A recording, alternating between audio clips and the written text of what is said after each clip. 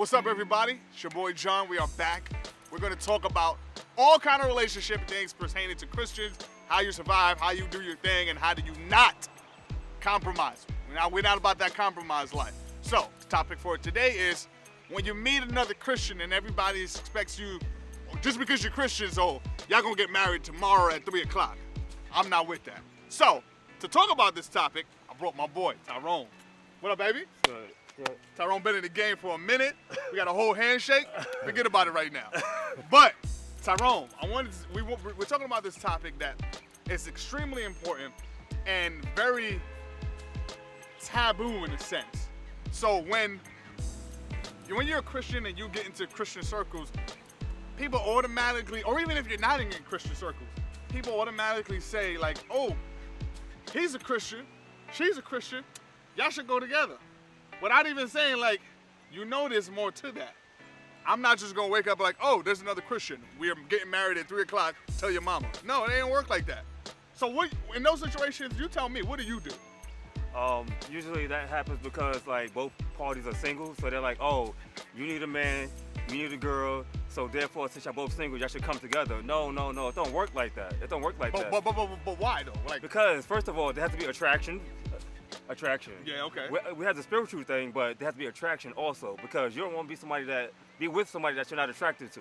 Okay, copy. That's one. Then there's compatibility. Also, like wait. So you mean to tell me I can't just be like, "Oh, you go to church on Sundays? I do too"? No, it don't work like that. It don't work like that. All right, okay. Because there's compatibility. Because just because you're a Christian and you're both single doesn't mean that y'all get along. Y'all may not even like each other on that level like that to even be around each other that much to date. So you gotta look good, and we gotta click. I mean, you ain't gotta look like Beyonce or nobody, but you at least have to be attracted to the person. But it helps. It helps a lot. Yeah, it helps. Don't come looking here. Yeah. I mean, I'm talking to myself too, though. Like, I'm not gonna throw it all on you, though. Anyway, I'm married, so don't worry about that. But, so, you gotta be compatible, you gotta have attraction. So now, what happens when you have those two things? When you have those two things, you begin to build on those two things, then maybe y'all start hanging out to see if y'all, where to go from there. And even then, it still may not work out, but just because the point is, just because being a Christian is not the criteria for being with somebody. That is not the criteria. The criteria is attraction, compatibility, and being a Christian. It's all three. All three of those have to be combined for a relationship to work. So it is a part of. Okay. Let me make sure I got this correctly. I know everybody will want to make sure we get this. You the man. You want attraction. You want compatibility. But ultimately, the spirituality has to be there. It has to be there. It has to be there. But let me ask you then. Devil's advocate. What if the first two are there, and the third one is like, nah, we're not about that. Then overall, it's just not gonna work. It's a dub. It's just not gonna work. Still going on a date though. Still going on a date though. Why you gonna do it? Why entertain it if they're not about? That's they about saying. Because she may have a change of heart. Why? When? Why she didn't have a change of heart then? The Lord may touch it. The when? But I'm saying, nah, I'm not gonna put myself in this. The Lord works in mysterious ways.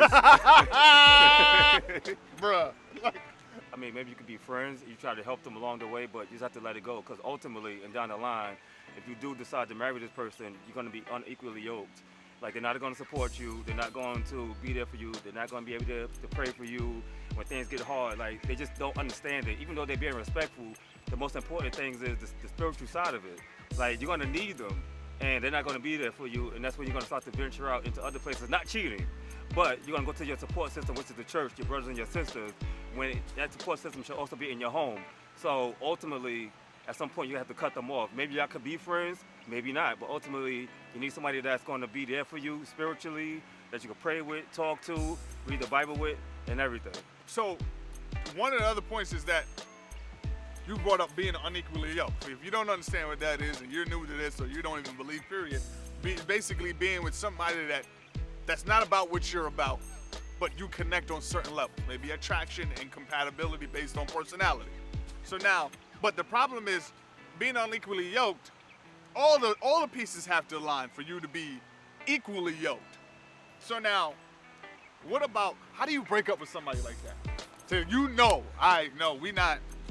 we ain't working out. It ain't working out. You're not trying to go to me to the conference next week because you ain't about it. Let me tell you what I would do. I'm gonna say, yo, bring it in. We good. I appreciate Just like that? your services. Handshake out.